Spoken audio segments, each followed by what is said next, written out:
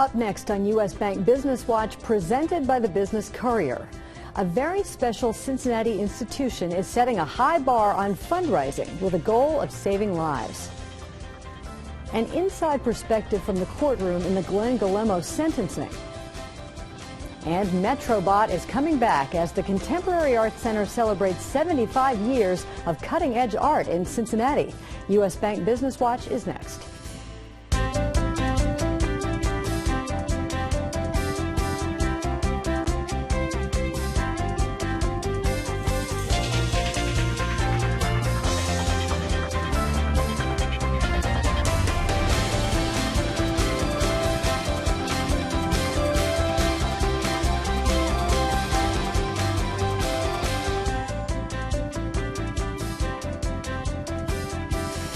Good morning and welcome to U.S. Bank Business Watch. I'm Peg Rasconi.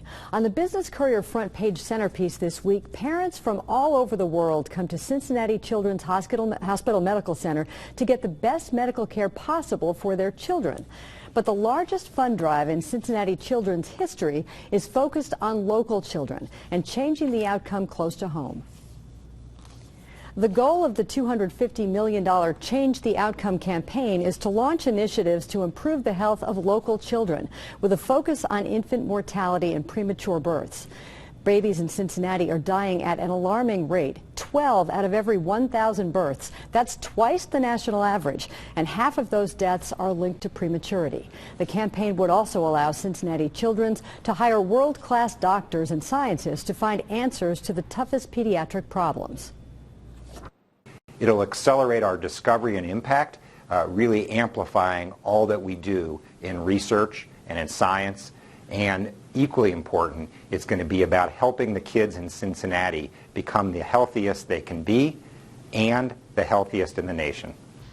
So far, 31 organizations or individuals, including Toyota, former Bengals quarterback Boomer Esiason, and Michael Fisher himself, have contributed $1 million or more.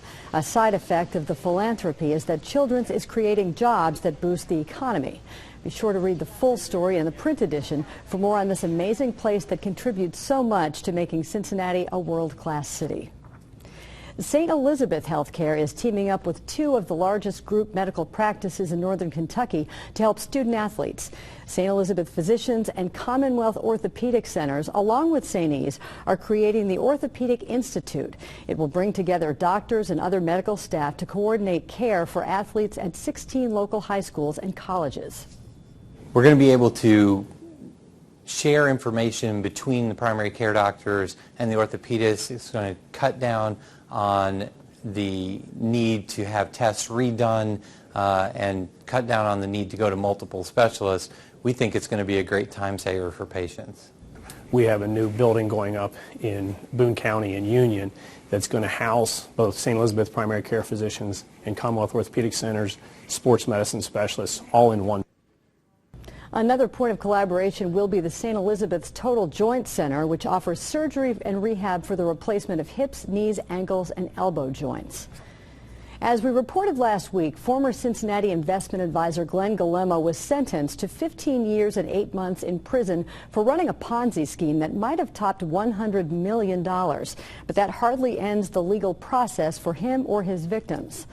Guillermo was ordered to pay nearly $35 million in restitution to his investors and still faces at least 5 civil lawsuits filed by investors who lost millions. Federal prosecutors found 141 clients, mostly from Cincinnati, who lost money in the Ponzi scheme over a 7-year period. But clients and lawyers say the total loss is much more. Well, cameras were not permitted in the courtroom during the Guillermo sentencing, but Business Courier reporter Steve Watkins was there for the entire 2 days of testimony. He heard and saw Guillermo's victims, his wife, and his children react to the painful testimony.